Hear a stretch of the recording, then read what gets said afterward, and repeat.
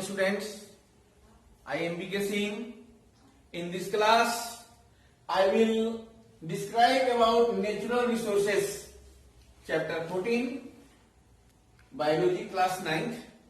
It is the first lecture of natural resources. देखो, resources का मतलब होता है संसाधन, ऐसी व्यवस्था जिससे कोई लिविंग ऑर्गेनिज्म, कोई जीव जंतु में मनली किसके द्वारा, तो हम आदमी के द्वारा, मनुष्य के द्वारा हम लोग उसका यूज करके अपनी आवश्यकताओं की पूर्ति कर सकते हैं, तब उसको हम रिसोर्सेज कहते हैं। जब तक उसके बारे में जानकारी नहीं रहती है वह नॉन रिसोर्सेज होता है। जैसे कोल को ही देख लो, कोयला को जब तक इसके बारे में जानकारी नहीं थी हम लोग के लिए नॉन रिसोर्सेज था, लेकिन जैसे ही जानकारी हुई, इसकी उपयोगिता हुई, तरह तरह से इसका यूज करने लगे, तो हम लोगों के साथ क्या हो गया, यह अब रिसोर्सेस हो गया। ठीक उसी तरह से तो ऐसे सब्सटेंस, ऐसे संसाधन जो नेचर में उपलब्ध हो, जिससे हमारी आवश्यकता की पूर्ति होती है, तो उसको हम नेचुरल रिसोर्सेस के नाम से जानते हैं। देखिए, तो the resources available on the अर्थ, चाहे अर्थ पर हो, एंड एनर्जी फ्रॉम द सन, किसी भी रिसोर्सेज के लिए सन एनर्जी का होना बहुत ही जरूरी है। तो energy from the sun are necessary for the basic requirement of the all life forms on the earth. इस अर्थ पर जितने भी लाइफ फॉर्म्स है, सबके बेसिक रिक्वायरमेंट, मूलभूत आवश्यकता की पूर्ति करने के लिए इस रिसोर्सेज का होना बहुत ही जरूरी है। इसलिए अर्थ पर जो नेचुरल रिसोर्सेस होते हैं उसको मेनली नेचुरल रिसोर्सेस को 3 पार्ट्स में बांटा गया है: the lands, the water and the air. Land, water and air are the main natural resources. तो इस अर्थ के बारे में जहां पढ़ते हैं, हम लोग रहते हैं अर्थ पर, सर्वाइव करते हैं, तो सबसे अर्थ का ऊपर वाला जो क्रस्ट होता है, प्रॉपर्टी, जिसको भू प्रॉपर्टी कहते हैं, तो outer crust of the earth is known as lithosphere.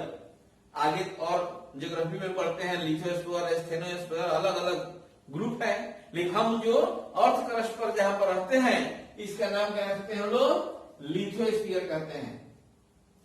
तो इस अर्थ पर वाटर की अवेलेबिलिटी अर्थ पर भी है, अर्थ के नीचे भी है। तो अर्थ सरफेस पर जितना पानी रहता है, तो पूरे अर्थ सरफेस का लगभग 75% एरिया कवर किया है वाटर। इसलिए लिख दिया मेन पॉइंट में, the outer crust of the earth is known as lithosphere. Water covers about 75% of the earth surface. और वाटर का वह अमाउंट जो जमीन के भीतर होता है, अंडरग्राउंड है, उसको हाइड्रोस्फीयर के नाम से जानते हैं। वो कंस्टिट्यूट करता है जिस ये पार्ट को, उसका नाम क्या रखते हैं, हाइड्रोस्फीयर। तीनों स्फीयर बताएंगे, इसका रिलेशन है बायोस्फीयर से। देखो, तो underground water comprises the hydrosphere, the air that cover the whole of the earth like a blanket. जैसे किस चीज का इसको कवर करना है, ब्लैंकेट हो, कुछ भी हो, देखो इसे किस चीज को ही कवर कर देते हैं। देखिए, इस पेड़ को कवर कर दिया, ये किस तरह हो गया, ब्लैंकेट के समान। जैसे किसी घर कवर कर दिया, ठीक उसी तरह से जो एयर जो है, देखिए air cover the whole of earth, पूरे अर्थ को एक तरह से पूरे किसके समान कवर किया है, एक ब्लैंकेट के समान क्या हुआ है, कवर किया है। The air that cover the whole of the earth like a blanket is called atmosphere. तो उसको हम क्या बोलते हैं, हम एटमॉस्फेयर कहते हैं। तो अब बताएं आपको हम ये लिथोस्फीयर अपर सरफेस, हाइड्रोस्फीयर जो वाटर अवेलेबल है अर्थ में, उसके बाद ये एटमॉस्फेयर जो एयर का है, सब जो एक साथ कंबाइंड होते हैं, तो इसके मिलने से जो सबसे बड़ा स्फीयर बना है उसका नाम रखते हैं बायोस्फीयर। क्या कहते हैं इसको, biosphere. The life supporting zone of the earth where the atmosphere, the hydrosphere and the lithosphere interact, आपस में संबंध स्थापित करते हैं, interact and make life possible is called biosphere, है ना। अर्थ, एटमॉस्फियर, हाइड्रोस्फीयर और लिथोस्फीयर कंबाइंड होकर के लाइफ को पॉसिबल कराने के लिए अर्थ पर जिस सबसे बड़े स्फीयर का फॉर्मेशन करता है तो उसका नाम क्या कहते हैं? बायोस्फीयर कहते हैं। इसलिए बायोस्फीयर के मेन दो कंपोनेंट्स होते हैं बायोस्फीयर का। एक को बोलते हैं बायोटिक कंपोनेंट्स और एक को बोलते हैं एबायोटिक कंपोनेंट्स। बायोटिक का मतलब होता है लिविंग, जिसका कंडीशन किससे है? लिविंग ऑर्गेनिज्म से हो।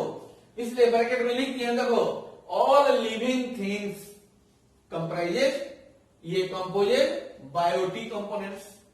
जो बायोटिक में चाहे माइक्रो ऑर्गेनिज्म हो तब, चाहे बड़े ऑर्गेनिज्म, एडवांस ऑर्गेनिज्म हो, कॉम्प्लेक्स ऑर्गेनिज्म हो, कोई भी हो, अगर लिविंग थिंग्स से उसका रिलेशन है, प्लांट हो, एनिमल हो, कुछ भी हो, सबको क्या बोलते हैं? हम बायोटिक कंपोनेंट के नाम से जानते हैं। And non living components like air, water, soil etc composed abiotic components of the biosphere। Biosphere के एबायोटिक कंपोनेंट्स का फॉर्मेशन करते हैं और किसी भी ऑर्गेनिज्म को सर्वाइव करने के लिए इस बायोटिक और एबायोटिक कंपोनेंट में बैलेंस का होना बहुत ही जरूरी है। जब बायोटिक और एबायोटिक कंपोनेंट में बैलेंस बना रहेगा तब कोई ऑर्गेनिज्म इस अर्थ पर सर्वाइव करता है, जहां नहीं है वहां पर नहीं कर सकता है। जैसे बताते, देखो सर्वाइव करने के लिए किसी ऑर्गेनिज्म को ठीक ढंग से सर्वाइव करने के लिए अर्थ पर संयोग से हम लोग जिस प्लेनेट पर रखते हैं वहां सारी सुविधाएं उपलब्ध है। एप्रोप्रिएट टेम्परेचर है, सॉइल का कंडीशन है, वाटर का कंडीशन है, एयर का कंडीशन है। किसी लिविंग ऑर्गेनिज्म के लिए जीवन को सर्वाइव करने के लिए जो जो कंपोनेंट्स जरूरी है वो सारे कंपोनेंट्स अर्थ पर अवेलेबल है। इसलिए अर्थ को सभी प्लेनेट में एक विशेष स्पेसिफिक प्लेनेट के नाम से भी जाना जाता है। ले वहीं देखो एक तो लिखे विशेष जानकारी के लिए, carbon dioxide constitute of up to 95 to 97% of the atmosphere of the Venus and Mars। शुक्र ग्रह, मार्स, वेनस, वहां पर कार्बन डाइऑक्साइड के अमाउंट 95 से 97% तक पाया जाता है। अब बताओ कार्बन डाइऑक्साइड हमारे यहाँ 0.02% अवेलेबल है, तो यह स्थिति है कि पोल्यूशन बढ़ गया, यह बढ़ गया, उसके अमाउंट बढ़कर 0.047 हो गया और पोल्यूशन बढ़ गया कहते हैं। तो ये पर फ्रैक्शन में सही हाल है, और जहां पर पूरा होल परसेंट किसका है? यहाँ पर कार्बन डाइऑक्साइड के, वहां पर लाइफ कैसे सर्वाइव कर सकता है? नहीं। तो इसलिए लाइफ सपोर्टिंग जोन हम लोगों के लिए बहुत अच्छा है, उसी में हम लोग सर्वाइव कर सकते हैं। कार्बन डाइऑक्साइड, अब हम लोग अब क्वेश्चन पूछ सकते हो कि सर कार्बन डाइऑक्साइड इतना फ्रैक्शन में हम लोग के पास है, बहुत लिमिटेड अमाउंट में है, कम है, तो क्यों ऐसा होता है? कार्बन डाइऑक्साइड तो रेस्पिरेशन होता है तो बहुत अमाउंट में प्रोड्यूस होता है ना। कोई ऑर्गेनिज्म हम रेस्पिरेशन करते हैं तो क्या होता है? सेलुलर रेस्पिरेशन से प्रोडक्शन ऑफ कार्बन डाइऑक्साइड होता है। किस चीज को जला दो क्या मिलेगा? कार्बन डाइऑक्साइड प्रोड्यूस होगा कंबसन से, है ना। तो कंबसन के माध्यम से भी निकलता है और इतने ऑर्गेनिज्म है सबके रेस्पिरेशन से भी कार्बन डाइऑक्साइड प्रोड्यूस होता है। तो फिर हम लोग के एटमॉस्फेयर में फ्रैक्शन में क्या रहता है? तो संयोग देखो यह भी ठीक है हम लोग के पास कि carbon dioxide is fixed in 2 ways in our atmosphere. हम लोग के एटमॉस्फेयर में कार्बन डाइऑक्साइड का फिक्सेशन होता है तो 2 तरीका से होता है, जिसके चलते कार्बन डाइऑक्साइड के अमाउंट बढ़ता नहीं है, वह फ्रैक्शन के रूप में अवेलेबल है। एक को बोलते हैं फोटोसिंथेसिस और सेकेंड को बोलते हैं by cell formation in many marine और एनिमल्स। फोटोसिंथेसिस क्या है? तो photosynthesis is the process in which green plant manufacture their food material, जैसे glucose manufacture their food material by observing water and minerals from soil, carbon dioxide from atmosphere in the presence of sunlight. तो sunlight की उपस्थिति में जितने green plants हैं जो autotroph हैं अपने फूड मटेरियल का फॉर्मेशन करते हैं, उसमें रॉ मटेरियल के रूप में कार्बन डाइऑक्साइड का यूज होता है। यह कार्बन डाइऑक्साइड जो एटमॉस्फेयर में अवेलेबल है उसको ग्रीन प्लांट इस रॉ मटेरियल के रूप में यूज कर लेते हैं और इस तरह से कार्बन डाइऑक्साइड का बैलेंस बना रहता है। तो अब तो बैलेंस यूज कर दिए, तो बैलेंस कैसे बना? तो हमें लगता है कि रेस्पिरेशन जब करते हैं तो रेस्पिरेशन में हम लोग कौन गैस रिलीज करते हैं? Carbon dioxide.